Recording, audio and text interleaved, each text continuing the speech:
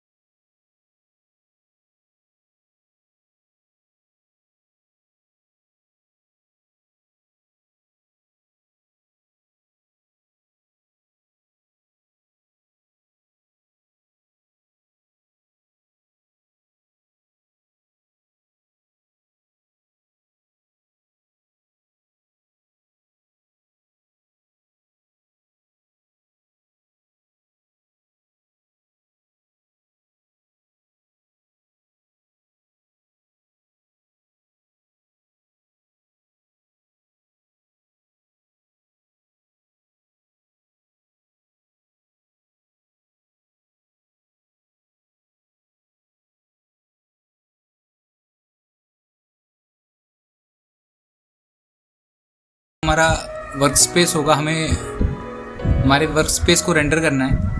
और नेक्स्ट हमारा output size में हमारे पास डिफ़ॉल्ट प्रीसेट्स भी पहले से काफ़ी अवेलेबल होते हैं, तो आप इसमें HDTV भी यूज़ कर सकते हैं, जो कि हमारा YouTube का फॉर्मेट भी है। बट इसमें मैंने कस्टम रेजोल्यूशन सेट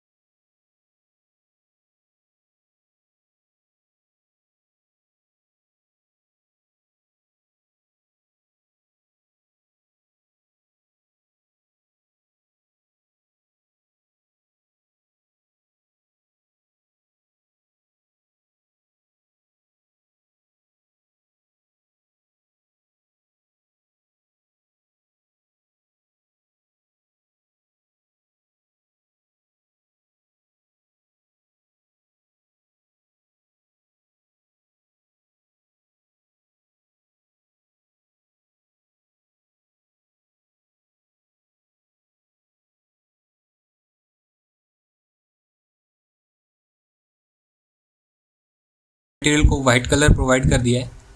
और इसमें मुझे शेडो अवेलेबल नहीं है बिकॉज जो मेरा विंडो है उसका ग्लास भी उसने सॉलिड मटेरियल ही प्रोवाइड कर दिया है, कोई ट्रांसपेरेंट मटेरियल नहीं है। और ये जो आप सन रे देख रहे हो ये मेरा वो वाला पार्ट है जहाँ मेरी विंडो ओपन है।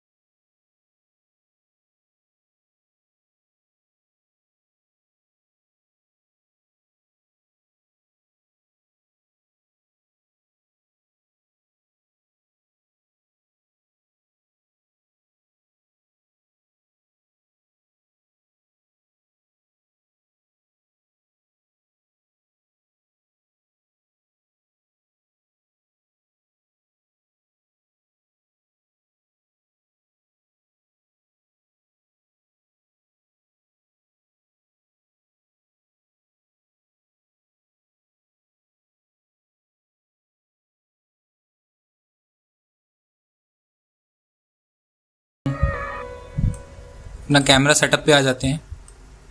आप डायरेक्ट इधर से भी अपना एक्सपोजर सेट कर सकते हैं। देन हमारे पास LUTs वही सारे जो पोस्ट प्रोसेसिंग ऑप्शन थे वो सारे आपके कैमरा सेटअप में अवेलेबल होंगे।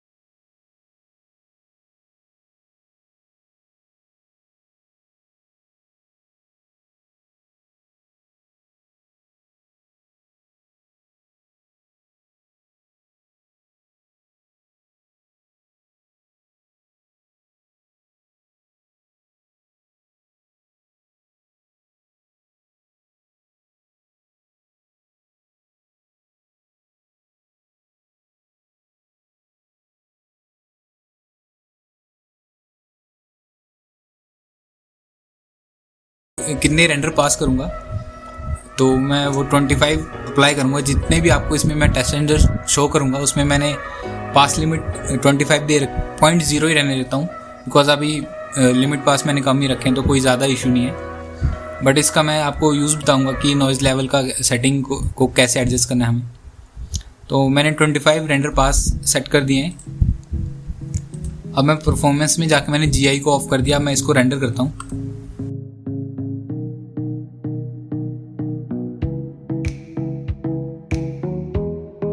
ये हमारा जो रेंडर आउटपुट है वो GI ऑफ की है। देन अब मैं सेम रेंडर आउटपुट को सेम पासेस के साथ GI ऑन कर देता हूँ। तो GI में हमारे पास दो ऑप्शन अवेलेबल होते हैं। जो आपका प्राइमरी रिजॉल्वर है वो आपको पार्ट ट्रेसिंग ही रखना पड़ेगा, इसमें कोई और ऑप्शन नहीं है। बट जो आपका सेकेंडरी है उसको आप अल्ट्रा HD रख सकते हो या पार्ट ट्रेसिंग रख सकते हो। अगर आप वीरे यूज़र हो तो जो हमारा पाथ ट्रेसिंग है उसका मीनिंग है ब्रूट फोर्स, और जो हमारा अल्ट्रा HD है उसका नाम है इरिडेंस मैप। एंड सबसे पहले मैं आपको GI का मतलब के लिए एक रेंडर कर देता हूँ। इस रेंडर में GI मेरी ऑन है।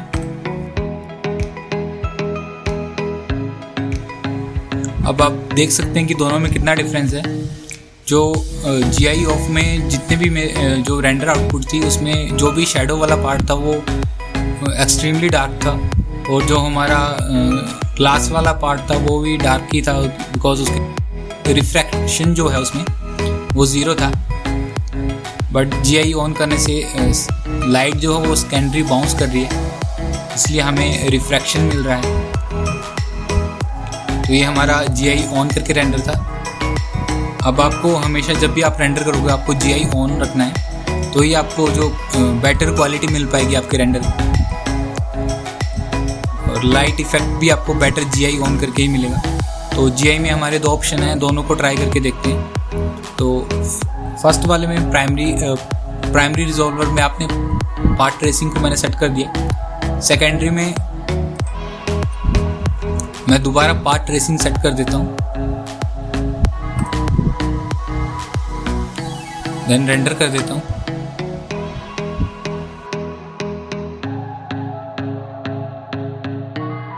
ये हमारा सेकंड रेंडर है। देन आपको कंपैरिजन करने के लिए मैं सेकंड रिजॉल्वर को अल्ट्रा HD पे भी आपको रेंडर करके शो कर देता हूँ। तो अल्ट्रा HD पे सेट करके रेंडर कर देता हूँ।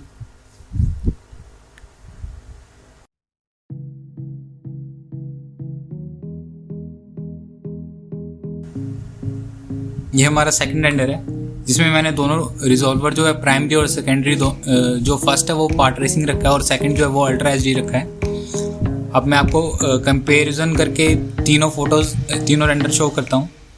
तो जैसे कि जो हमारा फर्स्ट जो रेंडर है जो कि लेफ्ट हैंड साइड रेंडर है, उसमें मैंने प्राइमरी और जो सेकेंडरी है वो पार्ट ट्रेसिंग यूज़ किया है, और जो हमारा राइट साइड पे रेंडर है उसमें मैंने प्राइमरी को पार्ट ट्रेसिंग रखा है और जो सेकेंडरी है उसमें मैंने अल्ट्रा HD कैश रखा है। तो आप देख सकते हैं कि टाइम डिफरेंस कितना है। जो हमारा पार्ट ट्रेसिंग दोनों में जो रिजॉल्वर में हमने पार्ट ट्रेसिंग यूज़ किया है उसमें रेंडर टाइम हमें 12 मिनट्स 25 सेकंड लगे हैं, और जो हमारा पार्ट ट्रेसिंग और अल्ट्रा HD जो सेकंड रेंडर है उसमें अप्रॉक्सीमेटली हमारा जो हाफ टाइम लगा है 6 मिनट 6 सेकंड लगे हुए हैं। तो अप्रॉक्सीमेटली ये हाफ है, और आप देख सकते हैं कि दोनों में रेंडर क्वालिटी में कोई ज़्यादा डिफरेंस नहीं है। तो इसलिए मैं आपको रिकमेंड करता हूँ कि जब भी आप इंटीरियर या एक्सटीरियर जहाँ आपको ज़्यादा डिटेल लेवल नहीं चाहिए होगा, और तो आप जो फर्स्ट प्राइमरी रिजॉल्वर है उसको पार्ट ट्रेसिंग रख सकते हैं, और जो सेकेंडरी वो अल्ट्रा HD कैश रख सकते हैं। पार्ट ट्रेसिंग दोनों आपको तब रखना होगा जब आपको हाई लेवल डिटेलिंग वाली रेंडर करना है। जैसे कोई आपको प्रोडक्ट रेंडरिंग करनी है, कोई ज्वेलरी है उसे रेंडर करना है, तो उसमें आपको पार्ट ट्रेसिंग अगर दोनों जगह पे पार्ट ट्रेसिंग आप सेट करोगे तो आपको अच्छा रेंडर आउटपुट मिल सकता है। डिटेल लेवल उसका ज़्यादा अच्छा होगा। तो बट हमें इसमें इंटीरियर सीन करना है, तो इसमें हमें कैमरा हमारा थोड़ा दूर है और डिटेलिंग लेवल इतनी आपको पता नहीं लगेगी, इतने फोकल लेंथ इतनी ज़्यादा है, इसलिए आपको डिटेलिंग लेवल पता नहीं लगेगी। इसलिए मैंने जो फर्स्ट हमारा रिजॉल्वर है उसमें पार्ट ट्रेसिंग यूज़ करेंगे और जो सेकेंडरी उसमें अल्ट्रा एचडी कैश रखेंगे। तो अब हमने पार्ट ट्रेसिंग और अल्ट्रा एचडी कैश तो यूज़ कर लिया है, बट इसमें हमें एक और ऑप्शन अवेलेबल होता है। तो आपको सीन में जाना है, सीन में जाके डिनोइजिंग ऑप्शन मोड आपको अवेलेबल है, उसमें आपको अलग अलग प्रीसेट्स हैं। आपके पास अगर एनवीडिया का ग्राफिक है तो आप एनवीडिया के ग्राफिक को यूज़ करके डिनोइजिंग को यूज़ कर सकते हैं, जो कि आपका फास्ट हो जाएगा आपका रेंडर प्रोसेस डिनोइजिंग में। मेरे पास एनवीडिया का ग्राफिक नहीं है, इसलिए मैं अच्छी आउटपुट के लिए कोरोना हाई क्वालिटी को यूज़ करता हूँ। तो आप कोरोना हाई क्वालिटी को यूज़ कर सकते हैं चाहे आपके पास एनवीडिया ग्राफिक है फिर भी। तो मैंने कोरोना हाई क्वालिटी को सेट कर दिया है और ये डिफ़ॉल्ट सेटिंग है इसकी। अमाउंट जो है 0.65 और जो रेडियस है उसका 1 है। तो मैं आपको रेंडर करके शो कर देता हूँ, फिर आपको डिफरेंस बताता हूँ दोनों में। देख सकते हैं कि जो हमारा पहले वाला रेंडर था उसमें मैंने डिनोइजिंग जो मोड है उसको डिसेबल करके रखा हुआ था, नन करके रखा हुआ था। तो उसमें जो हमारा टाइम लगा हुआ था वो था 6 मिनट 6 सेकेंड और सेम रेंडर आउटपुट साइज़ है, सेम रेंडर पास लिमिट है, सेम सेटिंग्स है, बट इसमें सिर्फ मैंने डिनोइजिंग को ऑन करके कोरोना हाई क्वालिटी पे यूज़ किया हुआ है। तो आप देख सकते हैं कि जो आपका नॉइज़ लेवल है रेंडर का उसमें कितना डिफरेंस आ गया है। हालांकि जो हमारा रेंडर टाइम है उसमें कुछ ज़्यादा टाइम नहीं कंज्यूम हुआ है, सिर्फ हमारे 6 मिनट 50 सेकेंड लगे हुए हैं, जिसमें कि जो हमारे एक्स्ट्रा टाइम है वो डिनोइजिंग ने यूज़ किया हुआ है। डिनोइजिंग का ये काम है कि जो आप रेंडर आउटपुट में देख रहे हैं उसमें आपको नॉइज़ काफ़ी शो होगी, नॉइज़ देखने को काफ़ी मिलेगी, बट जब आप डिनोइजिंग ऑन करोगे तो वो जो आपका रेंडर है फ्रेम बफर है वो उस नॉइज़ को ब्लर कर देगा, जिसकी वजह से आपको थोड़ा ब्लरी इमेज मिलेगा। बट ये है आपको कम टाइम पे आपने नॉइज़ को काफ़ी कंट्रोल कर लिया है।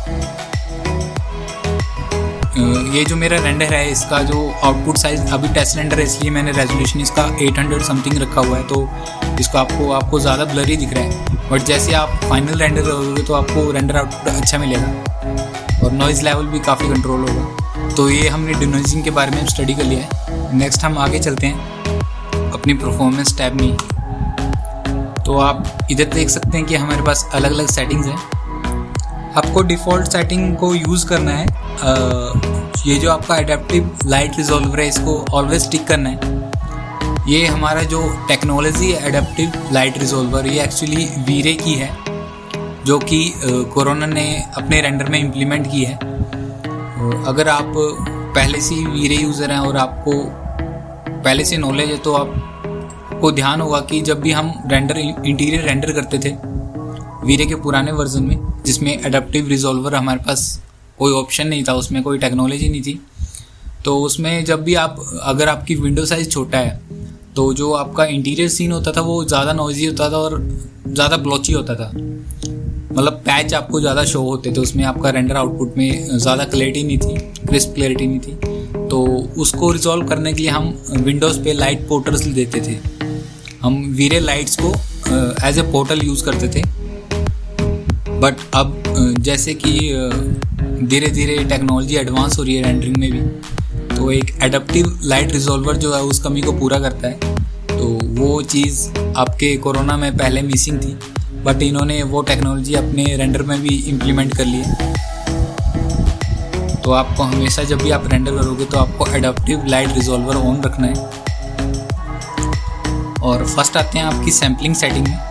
अगर आपको में ज़्यादा नॉलेज नहीं है और तो आपको इन सेटिंग के बारे में ज़्यादा पता नहीं होगा, बट मैं आपको धीरे धीरे बता दूंगा कि इस सेटिंग का क्या फंक्शन है।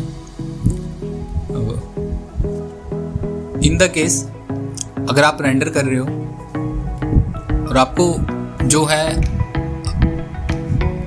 आप रेंडर जो है चाहते हो कि जब उस लिमिट तक पहुंच जाए कोरोना सबसे पहले मैं आपको बताऊंगा कि क्यों बंदे मैक्सिमम जो हैं वो वीरे से कोरोना में स्विच कर रहे हैं, या फिर वो बताते हैं कि कोरोना रेंडर इजी है।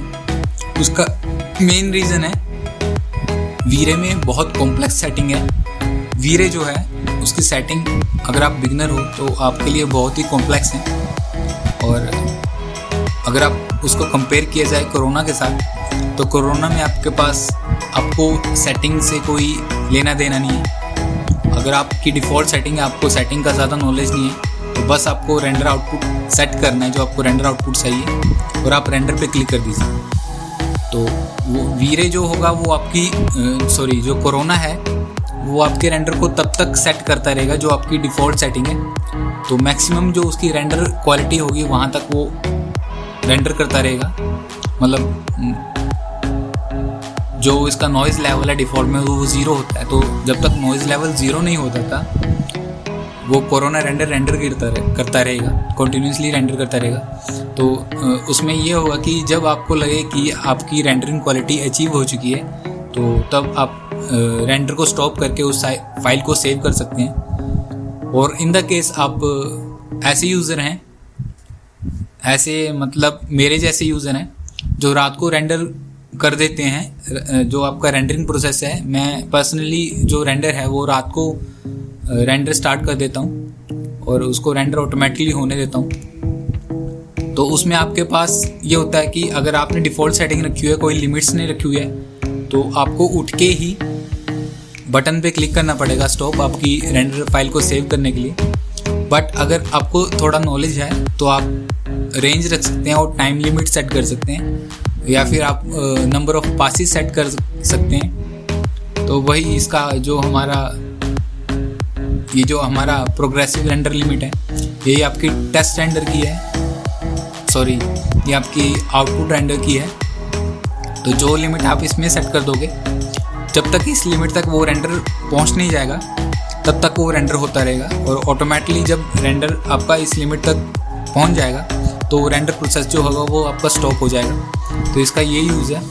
तो अगर आप अभी भी फैमिलियर नहीं हैं कोरोना के साथ तो आप डायरेक्ट रेंडर पे क्लिक करके जब तक आपकी जो डिज़ायर क्वालिटी है वो अचीव नहीं होती तब तक रेंडर वो करता रहेगा, और आप उसे जब आपको लगे कि आपको इससे ज़्यादा क्वालिटी नहीं चाहिए तो आप स्टॉप करके उसको सेव कर सकते हैं।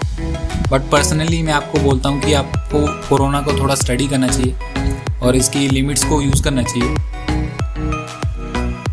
वरना आप इसमें जो सेव फाइल ऑप्शन है उसको यूज़ नहीं कर पाएंगे। तो दोबारा आते हैं परफॉर्मेंस टैब पे।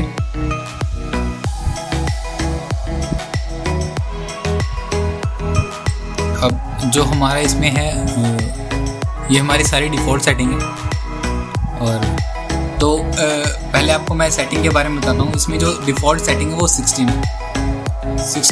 पास, मतलब एक पास में जो आपका, जैसे मैंने अपने टेस्ट रेंडर में 25 जो अपने रेंडर पास रखे हुए थे, तो जो हमारा एक रेंडर पास है उसमें हमारे जो सैंपल होंगे, रेंडर सैंपल, वो एक रेंडर पास में 16 होंगे। तो आप इस सेटिंग को इंक्रीज़ भी कर सकते हैं क्वालिटी इंक्रीज़ करने के लिए। बट अगर आप इस सेटिंग को ज़्यादा बढ़ा दोगे तो आपका रेंडर टाइम ऑटोमेटिकली इंक्रीज़ हो जाएगा। अगर आपकी इसमें जो GI वर्सेस AA बैलेंस अगर आप कम रखोगे तो आपको थोड़ी नॉइज़ देखने में रेंडर में मिल सकती है, और थोड़ा रेंडर भी आपका डार्क होगा। और अगर आप हाई लेवल इसकी सेटिंग को हाई कर देते हो तो रिफ्लेक्शन और रिफ्रैक्शन तो आपको हाई क्वालिटी में मिलेंगे, पर नॉइज़ लेवल जो होगा वो आपका और इंक्रीज़ हो जाएगा। इसलिए आपको इन बिटवीन सेटिंग रखनी है जो कि ऑप्टिमाइज़ हो, कि जिसमें आपका नॉइज़ लेवल भी मेंटेन हो और आपका जो रेंडर क्वालिटी है वो भी क्रिस्प, जिसमें रिफ्लेक्शन अच्छी और रिफ्रैक्शन अच्छी हो। तो मैं आपको रिकमेंड करता हूँ, अगर आपके पास नया प्रोसेसर नहीं है तो आप इसको बाइनरी की फॉर्म में जो कंप्यूटर लैंग्वेज होती है उसमें सेटिंग नहीं चेंज करें, मतलब 2 की पावर n। जैसे इसमें डिफ़ॉल्ट सेटिंग 16 है तो उसमें 2 की पावर 4 है, मतलब 2 × 2 × 2 × 2 2 को मैंने 4 बार मल्टीप्लाई किया तो 16 हुआ। तो आपको बाइनरी में ही इसको सेट करना है।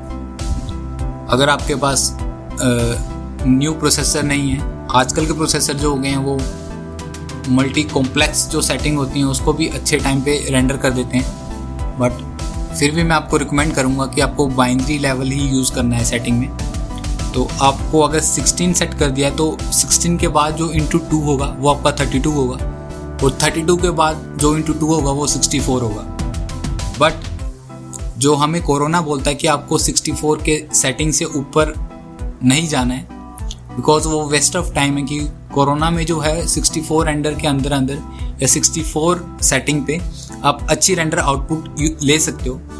आप चाहो तो उससे आगे भी जा सकते हो, बट जो डिफरेंस रहेगा रेंडर में वो आप चेक नहीं कर पाओगे।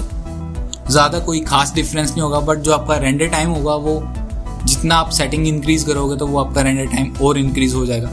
अगर आप 16 रखते हो तो आपका रेंडर टाइम कम लगेगा, 32 रखते हो तो उससे ज़्यादा लगेगा, 64 रखते हो तो उससे और ज़्यादा लगेगा। ये तो हो गया हमारा बाइनरी। अगर आपको बाइनरी में यूज़ नहीं करना है तो आपको 4 के मल्टीपल यूज़ करने हैं। जैसे 16 है तो जो नेक्स्ट आपका सेटिंग होगी वो आपको 20 सेट करना है।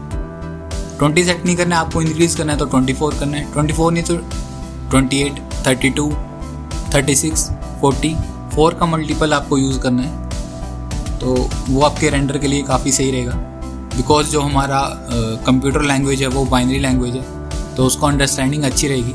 और दूसरी चीज़ एक और है कि आप जो भी टेक्सचर यूज़ करें उसका जो रेजोल्यूशन होगा वो भी आपको बाइनरी लेवल पे ही सेट करना है। मतलब जो आप देखते हो 1024x1024, एक तो आपका जो रेंडर टेक्सचर होगा, जो आपका टेक्सचर फाइल है वो स्क्वायर होनी चाहिए, मतलब उसका साइज़, विड्थ और लेंथ जो होगी वो सेम होनी चाहिए, और वो बाइनरी में होना चाहिए, मतलब वो 2 to the power n की में होना चाहिए। क्योंकि आप जब भी आप कोई सिस्टम देखते हो तो कंपनीज वैसे ही उसको डिज़ाइन करती हैं। जैसे आप रैम पे जाते हो तो हमेशा आपने देखा होगा कि जो आपकी सिस्टम की रैम होती है स्टार्टिंग होती है 2 से, 1 से भी होती थी पहले, 512 GB MB से भी होती थी। तो वही है, बाइनरी पे सेट किया हुआ है। 512 के बाद उन्होंने उसको 1024 किया जो कि बाइनरी है। उसके बाद उनको 1 को उन्होंने 2 GB किया जो कि वो भी 2 to the power 1 है। 2 के बाद उन्होंने 3 नहीं किया बिकॉज वो बाइनरी नहीं है, बाइनरी लैंग्वेज नहीं है। तो उसके बाद उन्होंने 2 to the power 2 किया जो कि हमारा 4 GB है। वैसे 4 के बाद 8 किया, फिर 16 किया, फिर 32 किया, फिर 64 किया, फिर 128 किया। तो ऐसे ऐसे हमारी रैम और हमारी हार्ड डिस्क जो होती है वो उसी हिसाब से, बाइनरी के हिसाब से आपका जो सिस्टम बनाया होता है। तो इसी में भी आपको बाइनरी का ही यूज़ करना है। तो ये तो हमारा था GI versus AA sample. Light sample है, लाइट सैम्पल मल्टीप्लायर। इसको आपको डिफ़ॉल्ट 2 पे ही सेट करना है। इसका ये मतलब है कि जो हमारा प्राइमरी लाइट सोर्स है, मतलब जो हमारा पाथ ट्रेसिंग है, रिजॉल्वर है, उसके जितने भी सैंपल होंगे वो उसको ट्वाइस दोबारा रिफ्लेक्ट करेगा और उसको सैंपल्स को इंक्रीज़ करेगा। मतलब हमने इधर 16 किया तो इसको वो 32 बना देगा लाइट सैंपल को। तो आपको इसमें डिफ़ॉल्ट 2 ही यूज़ करना है। आप GI वर्सेस AA बैलेंस को इंक्रीज़ कर सकते हो, बट लाइट सैंपल को आप 2 ही रहने दें। और जो हमारा नेक्स्ट है वो है मैक्सिमम सैंपल इंटेंसिटी। ये आपका जो सेकेंडरी रिजॉल्वर है उस पर काम करता है।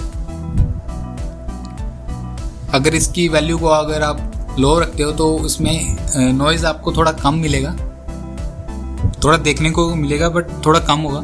बट आपकी जो क्वालिटी होगी, आपकी जो रेंडर क्वालिटी होगी वो इतनी क्रिस्प नहीं होगी, थोड़ा ब्लरी होगी, और उसमें रिफ्लेक्शन और शेडोज़ भी इतने अच्छे नहीं होंगे। तो आपको इसमें भी ऑप्टिमाइज सेटिंग रखनी है। जो हमारी 20 है डिफ़ॉल्ट, वो एक ऑप्टिमाइज सेटिंग है जो मैक्सिमम केस में सही है। आप इसको इंक्रीज़ भी कर सकते हैं,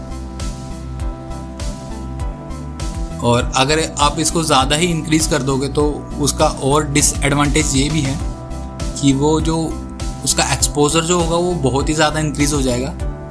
रिफ्लेक्शन बेशक आपके अच्छे होंगे बट आपको फिर एक्सपोजर सेट करना होगा और नॉइज़ लेवल और इंक्रीज हो सकता है, तो आपको डिफ़ॉल्ट 20 यूज़ करनी है। नेक्स्ट है हमारे पास मैक्सिमम रे डेप्थ। अब मैक्सिमम रे डेप्थ का मीनिंग है हमारा लाइट बाउंस से है, तो जितनी ज़्यादा मैक्सिमम रे डेप्थ होगी उतने ज़्यादा लाइट बाउंस होंगी, उतना ज़्यादा GI इम्प्रूव होगा और उतनी अच्छी क्वालिटी आपको मिलेगी। बट अगर आप मैक्सिमम रे डेप्थ को कम रखते हो तो आपको सेम थोड़ा सा डार्क इमेज मिलेगी, बिकॉज नंबर ऑफ बाउंसेस कम है। शेडो आपकी इतनी अच्छी नहीं होगी, सॉफ्ट शेडो नहीं होगी, शार्प शेडो आपको मिलेगी। और अगर आप वैल्यू इंक्रीज कर सकते हो तो ओवर एक्सपोजर हो जाएगा, तो आपको डिफ़ॉल्ट 25 ही सेट रखनी है। आप इस GI वर्सेस A सैंपल में भी 16 रख सकते हो, बट अगर आपने रेंडर पासिस सेट किए हुए हैं तो आपको 16 जो होगी वो डिफ़ॉल्ट है, मेरे हिसाब से वो कम है, तो आप इसको 32 कर सकते हो, 64 भी कर सकते हो। मैक्सिमम आपको 64 सेट कर सकते हो। अगर आपका जो स्पेसिफिकेशन है सिस्टम की वो अच्छी है तो आप इसको 64 में चेंज कर दीजिए या इन बिटवीन 32 कर दीजिए। तो ये हमारे GI के मेन टैब्स थे। देन हम आते हैं जो हमने पढ़ा, ये बेसिकली वर्क कर रहा था हमारा प्राइमरी रिजॉल्वर पार्ट ट्रेसिंग। अब हमारे पास अल्ट्रा HD कैश की अलग सेटिंग्स हैं, तो इसमें हमारे पास 2 सेटिंग्स हैं। एक है स्टिल फ्रेम जो कि हमारा एक रेंडर आउटपुट के लिए, और एनिमेशन। जब भी आप एनिमेशन करोगे जिसमें आपके पास फ्रेम जो होंगी वो एक से ज़्यादा होंगी, हम एनिमेशन का यूज़ करेंगे उस टाइम पे। देन प्रिसीजन डिफ़ॉल्ट आपको 1 यूज़ करना है, और ये है प्री कंप्यूटेशन। अब आपको मैं बता देता हूँ लाइट कैश क्या चीज़ है। जब भी आप रेंडर करते हो तो रेंडर जब आपको टेक्सचर शो होते हैं उससे पहले ग्रीन और वाइट देखने को मिलता है, वो हमारा लाइट कैश है। तो वही है कि वो कंप्यूटेशन कैसे करेगा। जब आप स्टिल रेंडर पे हो, मतलब एक फ्रेम की रेंडर पे हो, तो आपको डिफ़ॉल्ट कोई चीज़ चेंज नहीं करनी है, वो कैलकुलेटर स्क्रैच करेगा। मतलब वो शुरू से ही हर बार जब भी आप रेंडर करोगे, जब भी रेंडर पे क्लिक करोगे तो वो शुरू से ही लाइट कैश कैलकुलेशन स्टार्ट करेगा। और अगर आप एनिमेशन पे हो तो एनिमेशन पे आपको जो होगा, आप एक बार एक पास का सेटिंग को स्क्रैच पे करके इस सेटिंग को ऑन कर देना, आफ्टर रेंडर सेटिंग में सेव टू फाइल कर देना, फिर आप लाइट कैश को एक फाइल में सेव कर लोगे। और जब भी आप एनिमेशन में क्लिक करोगे तो जहां आपकी 30 फ्रेम्स होंगी या उससे कम फ्रेम्स वाली होंगी, तो उतने फ्रेम्स तक आप सेम फाइल को यूज़ कर सकते हो आपकी हर एक फ्रेम में, 1 से लेके 30 फ्रेम में। तो उसका जो आपका लाइट कैश का जो टाइम है वो कम हो जाएगा। ऑब्वियसली उससे आपका जो टोटल टाइम होगा रेंडर टाइम एनिमेशन का, वो धीरे धीरे कम हो जाएगा। तो ये हमारा अल्ट्रा HD कैश का यूज़ था। तो ये हमारी टेस्ट रेंडर सेटिंग थी, कोरोना की टेस्ट रेंडर सेटिंग है। अब जब आप फाइनल रेंडर सेट करोगे तो सबसे पहले आपको अपना रेजोल्यूशन चेंज करना होगा। रेजोल्यूशन सेट करके मैं रेंडर लिमिट को इंक्रीज़ कर देता हूँ। Then GI versus A balance को मैं 32 कर देता हूँ। क्रॉस चेक कर लेता हूँ सेटिंग्स को। आज की वीडियो में बस इतना ही। अगर आपको मेरा कंटेंट अच्छा लगा है तो प्लीज़ लाइक और सब्सक्राइब करना ना भूलना। Thanks for watching.